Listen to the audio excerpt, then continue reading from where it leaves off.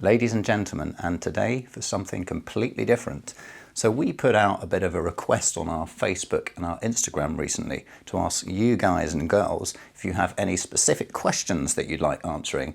Normally it's all about us and we're so indulgent and we put these products out on you and tell you what we think about things, but we thought we'd throw it back to you guys, the people, today. So it could be a really interesting format. We've got some really nice questions that have come in, and if this format works, we might do more of this kind of thing in the future. And it's also good because it just really puts me on the spot. So I feel no pressure at all. So let's just dive straight into the first question, which I have somewhere here on my phone, which is from Eddie Sax, which reads, what is your personal tenor saxophone setup?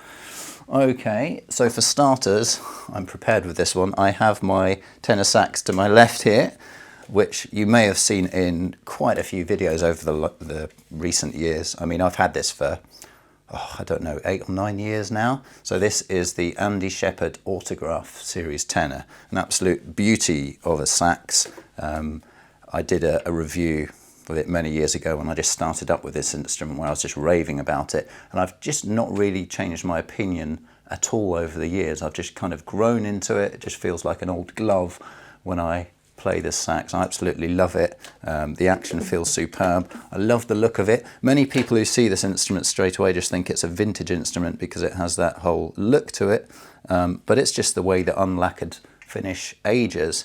So this is actually 15 of 100, because you know that 100 of these guys were made. This is the Krakow version. So that's my tenor sax. Does the question ask me about mouthpiece? Oh, I think that comes later on. No, so I'm just going to tell you about the sax right now. So yeah, so prior to this I was on a Selma Series 3 tenor, which was a real step up for me, because prior to that, again, I was on a Yamaha YTS 23 actually, and I was so excited. I remember the day when I moved to the Selma Series 3, just the increase in quality and the sound that was oozing out, and just that Selma sound, it was just something else.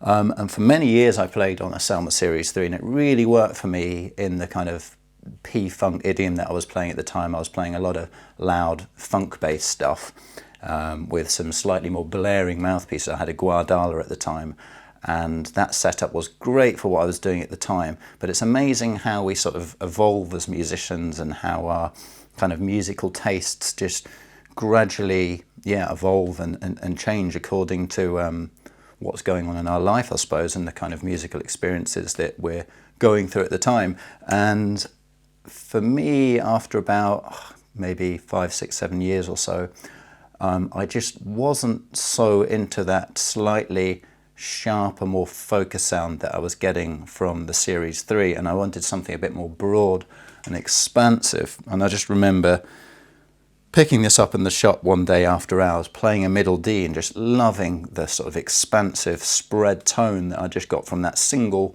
middle D, and then you play the rest of the range up and down, and the sound just kind of blossoms. So it was kind of like falling in love straight away when I played on this guy all of those years ago, and I haven't looked back ever since really. So I have no desire to change my tenor sax. I think it's absolutely brilliant. So there you go. It looks like a vintage horn, but it's a modern horn, but now it's coming up for, I don't know, a decade old, I suppose. So there you go, that's my tenor sax. And I'll tell you about the mouthpiece later. Right, what's next? No, I'm going to tell you about the mouthpiece now, because it says setup really, so that includes the whole thing.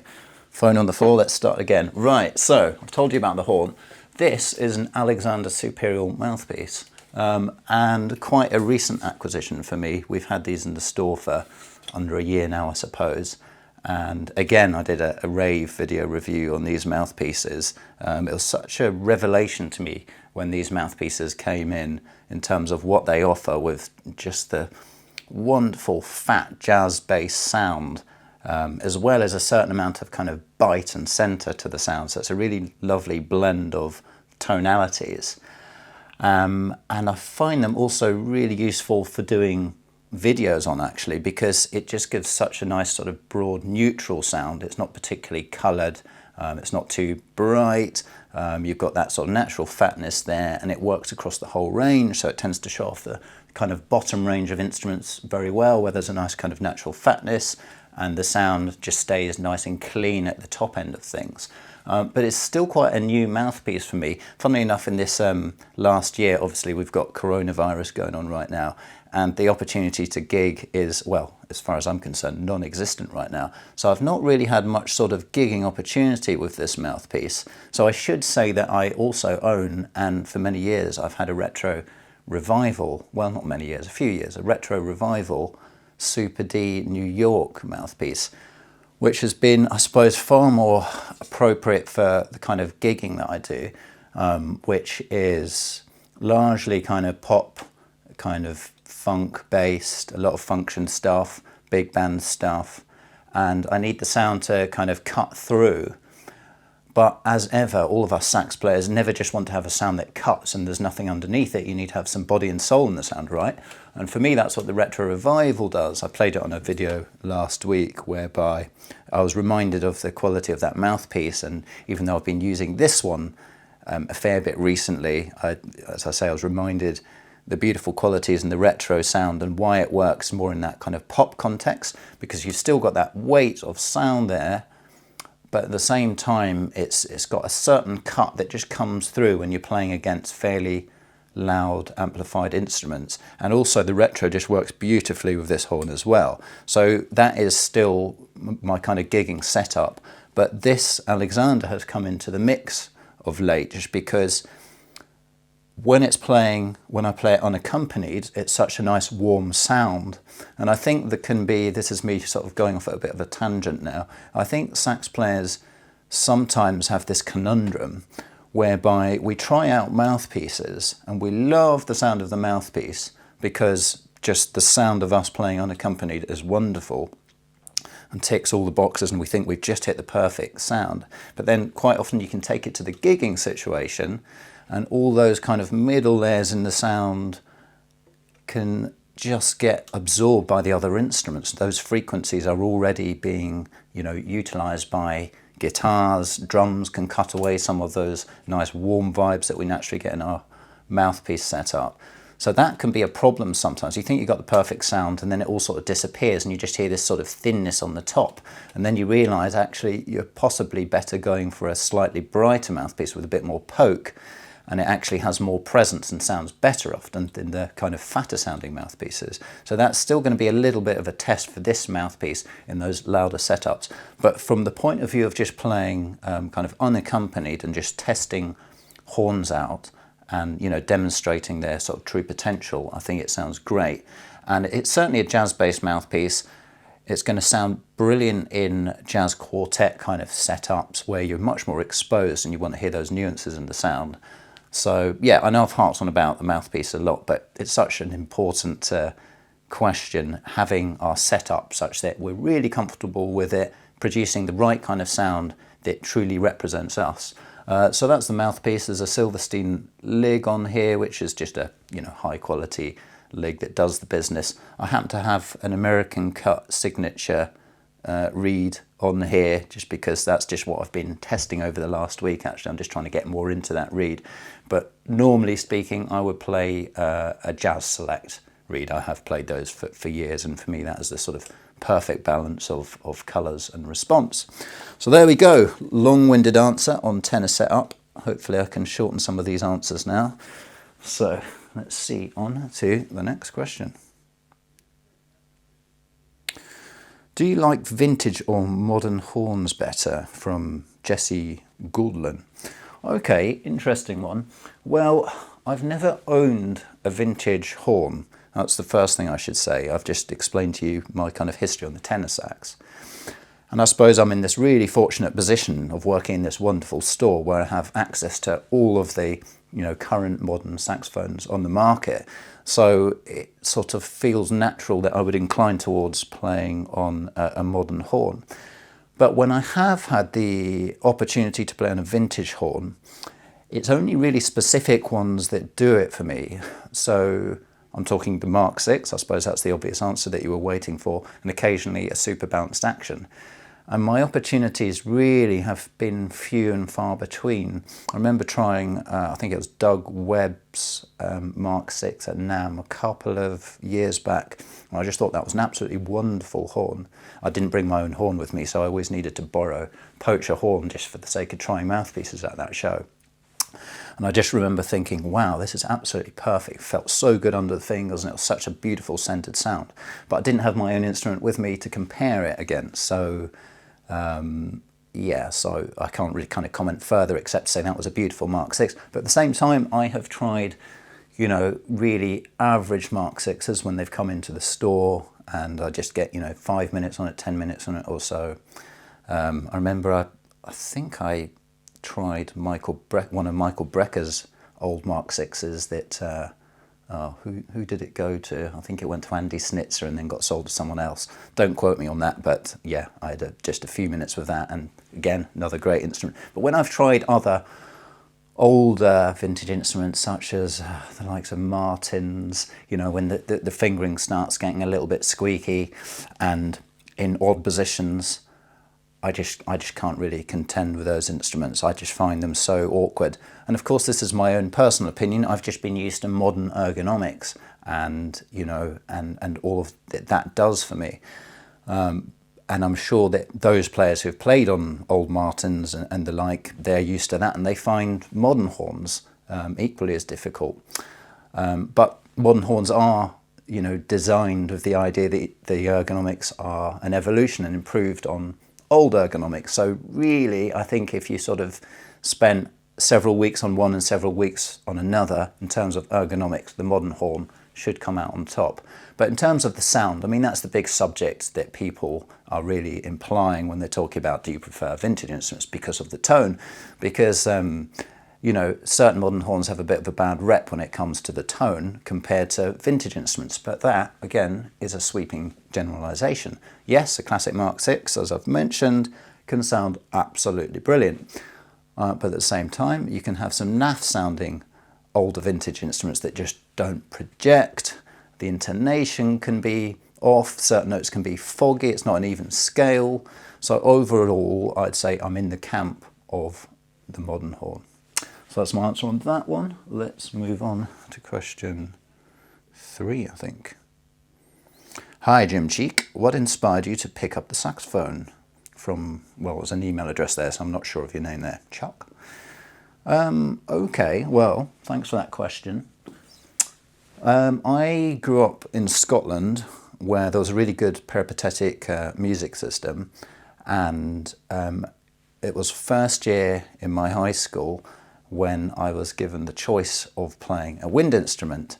So this visiting peripatetic teacher would come around, and once a week you get like half an hour with this guy who would, you know, play all the instruments, but we could choose one specific instrument, and I went for saxophone because we had one shiny tenor saxophone. I think it was a fairly cheap Earlham or something like that in the school cupboard. So that got given to me, or loaned to me, for the next 6 years, I suppose. And I was so excited that day. I can't tell you. I remember getting half an hour out of home economics and being able to have my first lesson and walking home the proud owner of a tenor sax. And I was only 12 at the time, and the tenor sax just looked ridiculously huge against me. So that was quite something to start with. But I just loved it at first. It was just such a different experience from, you know, playing the recorder, which I guess we all did since the age of 5 or 6. It's the most obvious instrument to start on. And just the physicality of the sound coming out in comparison to the recorder, and even just tinkering away on the piano, I just couldn't believe it. So I kind of fell in love with it. But specifically, I suppose I was inspired to want to choose the tenor over other instruments. I remember hearing a jazz quartet, must have been about 9 or something, at some fireworks display in Scotland. And yeah, it was just a tenor playing a jazz quartet, and the sound, I remember just standing up close and personal to this tenor player, and I just couldn't believe the sound of it. You know, it's quite different when you hear something live like that compared to if you see something on the TV. It just kind of passes you by, really. But that was the first experience I really remember where I just kind of fell in love with the sound of the sax, and particularly the tenor sax at the time. So yeah, that's my memory there. And then, yes, I just went through the school system. But I should say at this point, actually, I haven't been a sax player through and through since then. So I did it through my school years, but it came to the kind of halfway point at high school. And I remember my music teacher saying to me, Jim, if you want to have a career in music, you should take up, I'm trying to remember how she phrased it, a serious music instrument or something like that. I thought, okay, what do you mean by that? She meant an orchestral music instrument, with the idea that I could have a career playing the orchestra. Now, a slight tangent here, I've always loved the symphony orchestra, and I actually pursued a career as an oboist for quite a few years. So at the age of 15, I took up the oboe, sort of went through the ranks, got a grade 8 and all that, joined the National Youth Orchestra of Scotland, enjoyed touring with those guys for a few years, went to music college with the idea that I'd become, a professional oboist. And I loved it, loved getting into the whole orchestral thing. It's such a all-consuming kind of 24/7 thing. You know, oboists, they spend half their life making reeds, and it really is, absolutely all-consuming. I mean, you have some beautiful moments, but a lot of it is just hard work and frustration, actually. Sorry, oboist out there, but I spent half of my college years, or it felt like it, making reeds, which is a real frustration for me as a double reed player. And I kept having these kind of thoughts back to the saxophone, and it became that sort of thought of coming back to the saxophone. Bear in mind, this was about the age of 23, 24, and I'd graduated, and I'd got this job in an orchestra in Spain for a few months, and I hadn't played the sax in like 8 years or something. I think I gave it up at the age of 17, and I just had this strong desire to suddenly bring back the saxophone again, because I remembered the feeling of playing the saxophone was much more of one of being the instrument. It's so free blowing, the air just pours out of you, and it can just be much more of a relaxed vibe playing the sax compared to the oboe, where with the oboe, like most classical instruments, you tend to be confined to playing the sheet music in front of you, the wishes of the composer who died 200 years ago, if you like, which I still really enjoyed because there's some great music out there, and I could hark on all day about that. But I just had this burning desire to go back to the saxophone and have that slightly kind of freer experience that we have as sax players. But I suppose I'm trying to link in with my point about the reeds here. We have such an easy life as sax players, guys, compared to oboe players. I'll tell you that now. So for those of you who are complaining about reeds, and I know I talk about them a lot in these videos, being a single reed player is so much easier than being a double reed player. So there you go. All right, next question.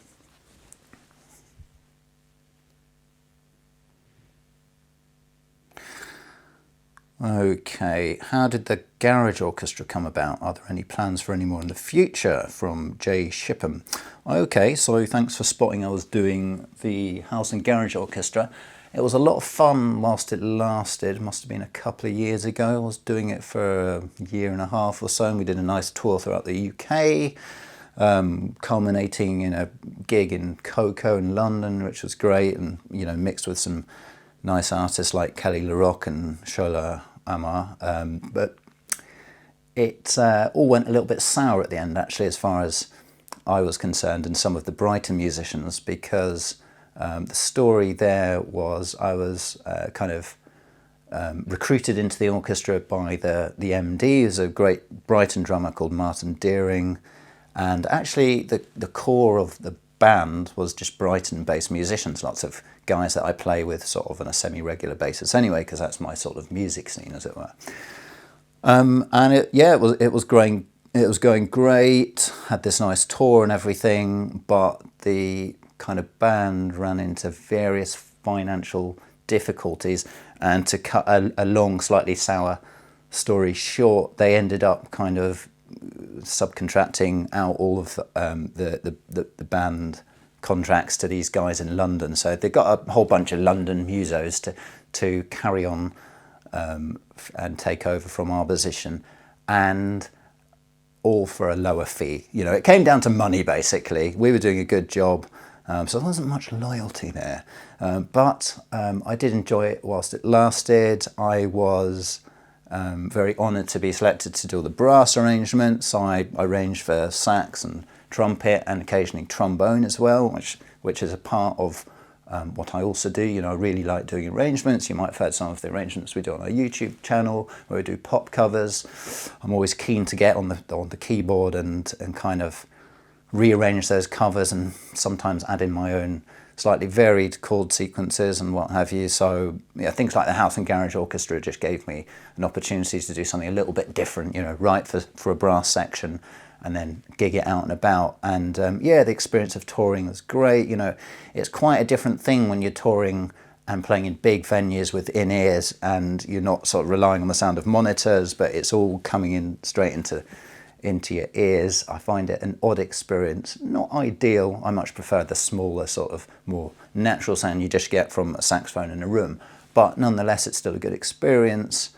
And you know, I had a great time on tour. So as for any plans for the future, not with me personally, but I'm sure that orchestra or that band is still going.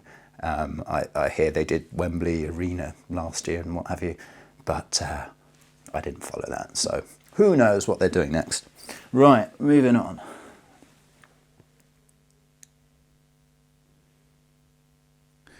Okay.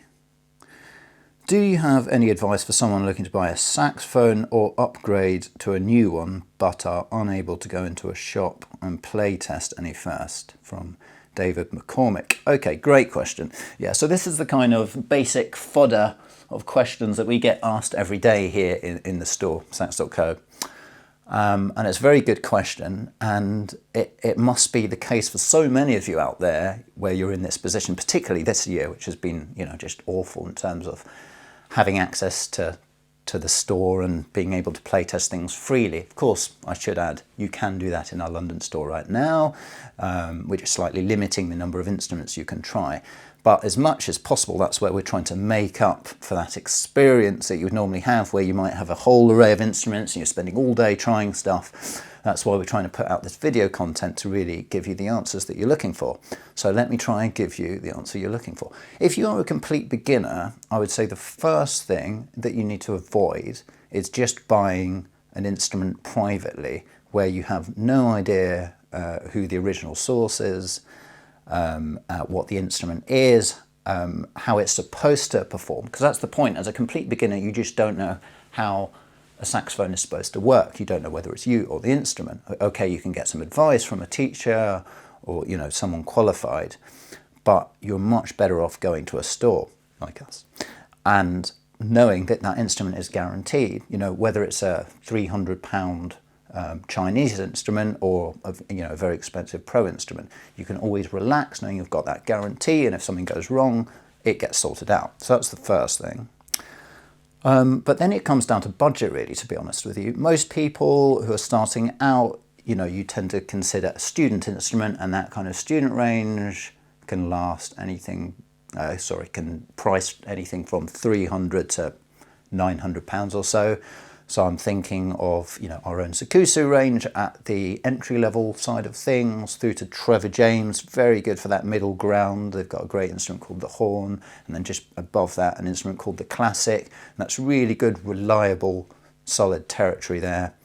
And then it goes all the way through to the likes of the Yamaha that we've all heard of. You know, Yamaha produce instruments across the board, and their 280 models are really famous. So really good instrument there at the top end of the student area. But then I suppose if you're looking to upgrade, let's say, you know, you already you've played for 2 or 3 years, you've got student instruments, you've gone through that whole rigmarole of learning, but you're thinking, you've hit a bit of a rut and you're thinking about upgrading, or you're excited about upgrading, you know, that whole thing. Then the choices open out a little bit more. Some people tend to go to that intermediate area where it just seems like the natural progression. You know, they're a bit fearful about spending into the professional money, £2,000 plus and all of that. So you go for that more sort of £1,500, I'm talking GBP here, safer middle ground. So the likes of Conselmer instruments work very well if you're looking in that price area. Mid-level Yamahas, And then some people like to just push on to that sort of first rung of the professional instruments. And that's where instruments like the Yanagisawa AW01 really come into their own, because they're not super expensive, but they just work so well. And I suppose we sell a lot of those kind of instruments because the Japanese have this reputation for producing really reliable, technically sound instruments. And if you're going to do it mail order, that seems like a really safe bet. But for the slightly more, I hesitate to use the word interesting, because that suggests Yanagisawa aren't. They're certainly interesting instruments. But there's been a real sort of trend with Taiwanese instruments over the last, 10, even 20 years really. And over the last 10 years specifically, the professional side of things has really been hotting up.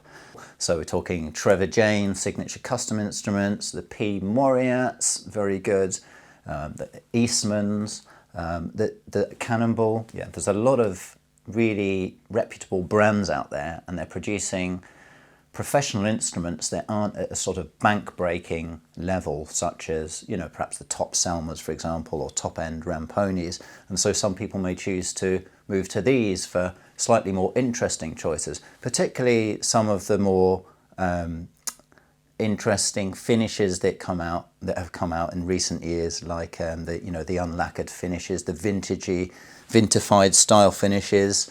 I think they've really kind of captured people's imagination over the last 10 years or so. Perhaps it's a slight fashion thing, but that's the way it moves in our sphere. It's often fashion related, but just in terms of the quality of the build, for £2,500 or so, you can get a really nice high-level professional instrument that you could use as your upgrade instrument, and you've not spent £4,000, you've spent £2,500. That can make a difference.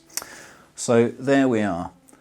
Moving on to, we're getting through this. Okay, there's a question about mic setup. What is the microphone setup for the videos on your channel? Both your voice and saxes have superb sound quality. Thanks, Sean Reeks Music. Okay, so the mics that we used for the saxophone, I've got one in the box here. This is a Sennheiser, and the model is, no it's not, it's a Neumann. That's not right. A Neumann condenser TLM 102. So what we try and create in this room, we've got a new studio here. We used to be located a few hundred meters away, where there was a much more sort of reverby space, which sounded nice to me as I was playing in the room. We all enjoy a nice reverby sound as sax players, because it just sort of enhances the natural qualities of the saxophone sound. But really, for the purposes of trying to deliver an accurate saxophone sound to you guys at home when you're watching these videos back, I'm trying to go for a drier, more natural sound, the sound that you hear in this room. So we've tried to dry out this room. It's quite dead in here, and we try and go for a kind of close mic. If I'm playing into the mic, normally it's set up here, and I'm sort of playing about a foot's distance away from the microphone. And it sounds quite sort of dead in here as I'm playing it. And then Jamie tends to add just a little bit of reverb, doesn't particularly EQ it. Well, it doesn't EQ it at all actually, and he doesn't add any compression, just so you can hear the natural sound of the saxophone.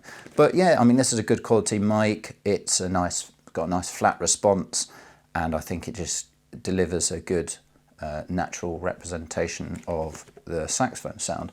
So that's that. And then in terms of vocals, this is an example of what I've already got plugged in, but this is just an Audio Technic, what have we got here? An AT8531. Yeah, just a little clip on which does the job nicely. So that's our mic setups. Okay, moving on. Out of the entire saxophone family, which one is your favourite, says Rachel Shaw.